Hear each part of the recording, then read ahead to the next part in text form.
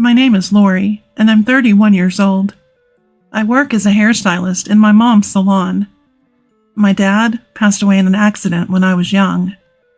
Ever since, my mom has been running her small beauty salon and raising me all on her own. I wanted to learn about haircuts and makeup largely because I grew up watching my mom. I'm incredibly grateful to her for encouraging me to pursue both. Lost in thought? Ha ha ha ha ha! I snapped back to reality in my mom's voice. She chuckled at my daydreaming state. You're zoning out. You're probably thinking about tomorrow, right? As she said this, she handed me a cup of coffee. Yes, that's it. Coldy's family is a bit unique. I have a boyfriend named Coldy, who's the same age as me. We met through friends and have been together for 3 years. He proposed recently, and I happily accepted. Just last week, Coldy came to my house to formally announce our engagement to my mom. Tomorrow, it's my turn to do the same at Coldy's house. Normally, I should be over the moon and lost in a daydream, but I was feeling down. Isn't Coldy's family full of police officers?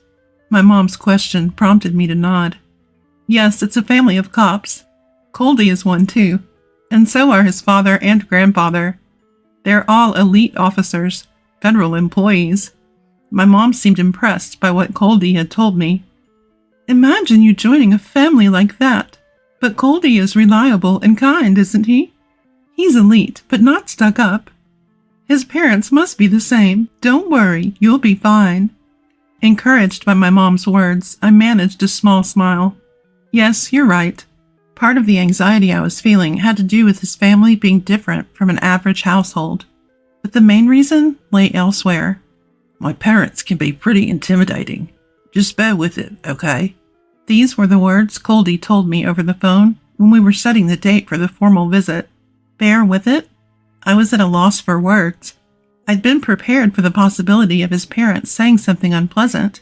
But couldn't he at least say, "Don't worry, I've got your back," even if it's a lie?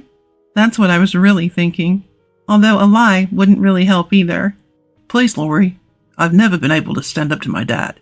Just stay quiet and keep smiling so my parents will like you.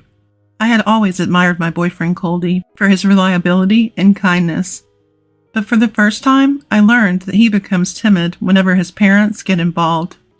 His demeanor seemed totally unlike the Coldy I knew, and I couldn't hide my confusion. You won't know until you meet them, I told myself, recalling my conversation with Coldy. Trying to shake off the uneasy feeling that weighed on my chest, I gulped down the remaining coffee. On the day we were to formally greet each other's parents about our marriage, Coldy drove me to his parents' home. I was so nervous last night, I had trouble falling asleep. Me too. Let's make today a good one. Fingers crossed.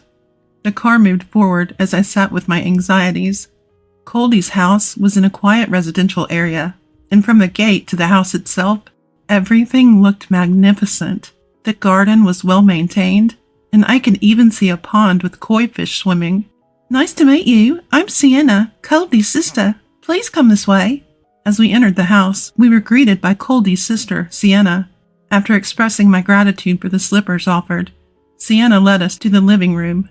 The interior was both elegant and luxurious, making me feel a bit overwhelmed just stepping in. Upon my entry, his parents stood up to greet me. Hello, Lori. I'm London, Coldy's father. And I am Adela, Coldy's mother. Please have a seat. Their politeness was a relief. I had thought they might come across as demanding from the get-go. The conversation started cordially, and during it, Sienna served coffee and the donuts I had brought. I heard you were raised in a single-parent home, Coldy's father asked once the conversation got going. Yes, my father passed away when I was young, so my mom ran a beauty salon to raise me. I looked up to her, so I became a hairstylist too. Upon hearing my response, both of Coldy's parents gave a forced smile. I felt the atmosphere change and was puzzled. We come from a distinguished family, you know. Coldy's mother spoke, and his father nodded in agreement. To be frank, we believe that coming from a poor, single-parent household disqualifies you. People who are poor in wealth are also poor in spirit. Such people often resort to crime. I was stunned, frozen in place. Is this really what the cop is saying? Wait a minute. My mom has worked so hard. She's never made me suffer from poverty. I started to defend myself, but then I clamped my mouth shut. Coldy, sitting next to me, was glaring at me with a frightening look. Be patient and endure.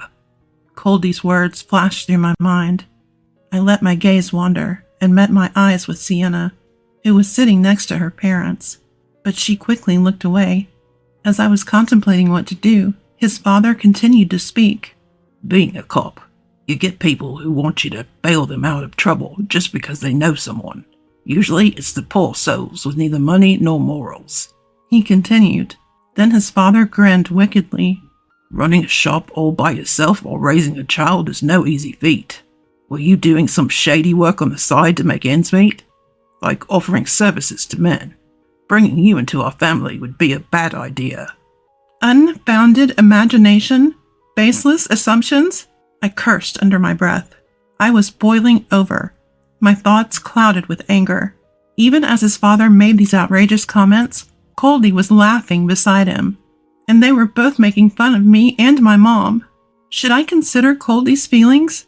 What an idiot I was for even contemplating that. This is a problem that goes beyond just being a cop. I turned to face his father. Take that back. My mother is not that kind of person. All of this is your unfounded imagination. I am proud of my mother. In response to my earnest plea, they laughed. Ah, that poor upbringing really shows, challenging your elders like that. Indeed, she must have missed out on a proper education. Both his parents laughed, as if it was the most unfortunate thing in the world. An agitated Coldy tried to pacify me. What's the matter, Lori? This isn't like you. Dad was just sharing his thoughts. I apologize, Dad. She's usually a much quieter woman. I glared at Coldy. What does he mean? The usual me? It seemed Coldy understood I was genuinely angry, but he kept avoiding eye contact while wearing a vague smile. I can see we're not getting anywhere, so I'll be taking my leave now, I muttered, looking down. Well, go home and think it over. Coldy, you should have chosen a woman who's more suitable for you. It's probably harder on Lori. Oh, you're so right.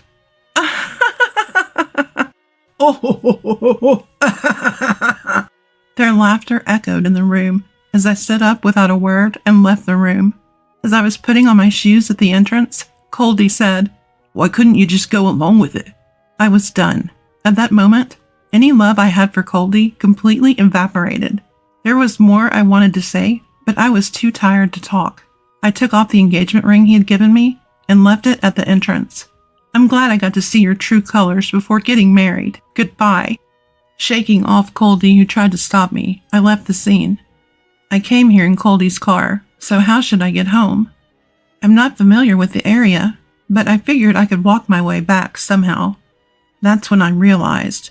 My bag. I forgot it.